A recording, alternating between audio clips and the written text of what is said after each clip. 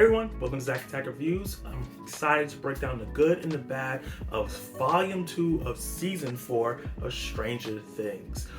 Was this 4-hour epic event worth the wait of a month and a half? Let's talk about it. Let's start with the premise. Volume 1 picks up right where Volume 2 left off. 11 is with Papa and the rest of those guys that's testing on her, trying to bring back her powers, and as they're coming back, she's figuring out a way to help her friends that are trying to do this crazy thing and take on Vecna by themselves. As they start to come up with their plans, Hopper and the crew that's stuck in Russia are trying to figure out how they can help the kids in Russia to fight Vecna at the same time. So we have all these different groups trying to figure out how to take down Vecna at the same time, but in different locations. And all those storylines start to converge on each other in this epic finale that was some of the best stuff that we've seen in Stranger Things in terms of action and emotional core in a long time. And let me talk about what I like. Let's talk about the good.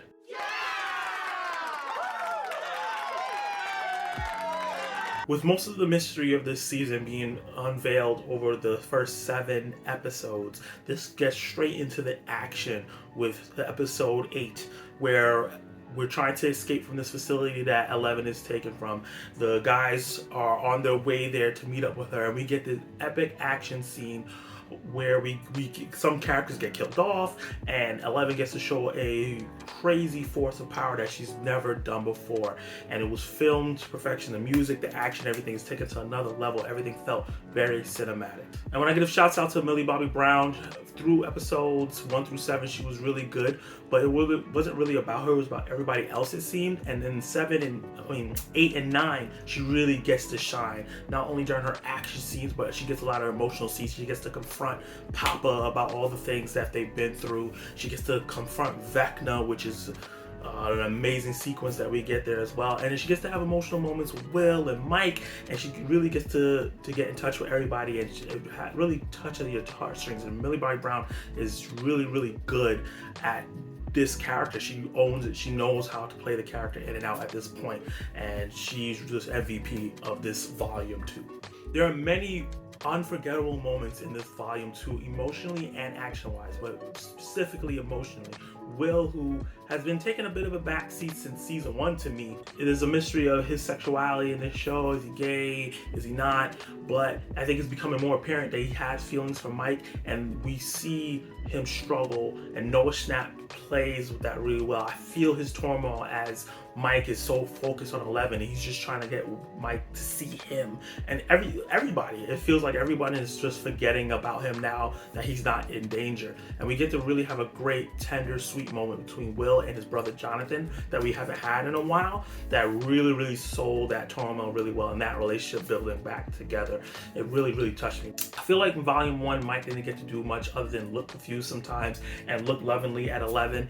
But I feel like in Volume 2, he gets to step up a little bit more, get more into the action, and he has a rousing speech, Optimus Prime-esque speech that brings the band together when they needed it the most. Because in this season, Will says he's the heart, he's the leader, and he has been kind of the leader and the leading force in everything they do through the first 3 seasons. And he kind of took a step back in this Volume 1. He gets back there in Volume 2, and the actor does a great job of executing the lines and making everybody. It felt like how, like I said, Optimus Prime when he gives speeches to the Autobots, or Captain America to the Avengers. It really got me pumped up for what was going on. I want to give shout outs to the actor Caleb. He did a fantastic job as Lucas in this volume. I think he took it, like some other characters, took a step back in this season and didn't get to do much, but he did so well, and he did a gut-wrenching, heartbreaking performance in this season, especially in this volume, especially in episode 8, where he just gave a phenomenal performance, and I felt the horror that he was facing and the desperation that he was going through. And amongst these 2 episodes, episode 9 is 2 hours and 30 minutes, and it's the part of the volume that shines the most. It's the most epic, it's the most gut punching, it's the most emotional and cinematic. And as all the plans start to converging and they all start to get on the same page, even somehow they don't even know that they're on the same page. Max, who played by Sadie Sink, I believe her last name is, she's been absolutely phenomenal during this whole season, and it doesn't turn down when it comes to this volume 2. She does another great job, and she gets another showdown with Vecna that is as horrifying, scary, and tense as it possibly could be.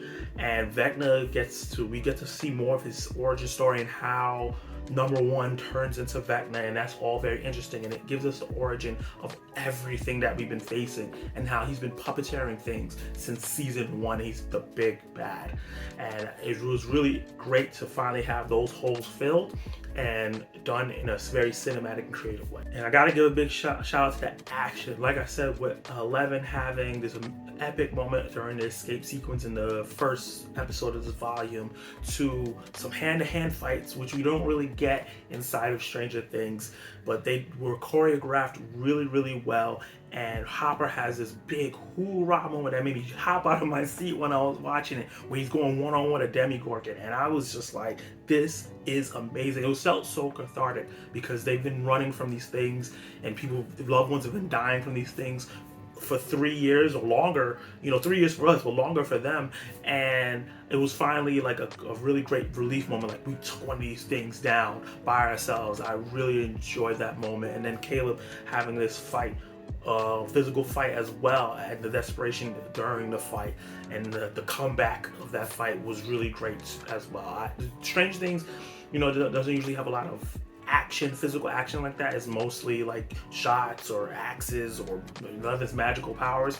So for the rest of the cast to finally get into it more, it made it feel more movie-like and more. It feels like this should be something we should be watching in the movie theaters. And the first 7 episodes with Volume 1 built up this face-off between Vecna, and it's super satisfying. We get to see them take him on in 3 different ways, and it's all done differently. There's no repetitive feeling in how each of them get to face off with him, and it's just so grand, so amazing. The music in this particular part is so orchestral. It feels like Star Wars. Like, it's so great. It felt like the Infinity War for Stranger Things, and there's losses in some characters that's gonna tug at your heart.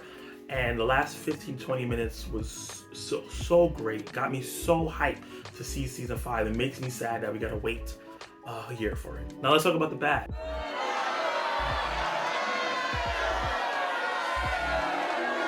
So I barely have any things to nitpick or say bad about this season. The only thing I say is that both episodes of Volume 2, 8 and 9, clock in about 4 hours, and I don't feel like all of it needed to be in there. I think they could have cut some of it down, especially in episode 9 is 2 hours and 20 minutes, and I think that it needed all that time for what they were accomplishing. But episode 7 was 1 hour and 30, and it probably could have just been 1 hour, maybe even 45. It could have been cut down just a bit. I didn't need every single piece that they did in there, but overall it's nothing bad. It's nothing that made me roll my eyes. I just felt like the pacing could have been sped up just a bit. Let's talk about my verdict. Stranger Things has never been better. This Volume 2 caps off what was a great Volume 1 with the first 7 episodes to cap off the season 4 and the best season of Stranger Things yet. It's all set up, and like I said, I referenced Infinity War earlier in my review, and I really believe that this season is Stranger Things Infinity War, and season 5 is going to be the end game, because this season is a lot of setup of the stakes, filling in the holes of things that we didn't know, all the mysteries, and taking certain characters off the board and inserting other characters as well. So I'm really, really excited for season 5, and I'm really excited to see what everyone thinks about this Volume 2. But with that said, I'm gonna give Volume 2 itself a B+. Guys, let me know down below what you think about Stranger Things Season 4 Volume 2. Let me know your most shocking moments, your favorite moments, your saddest moments in the comments down below. Like, subscribe, hit the notification bell so you can be notified of more of my videos to come. And as always, you can watch more of my content right now.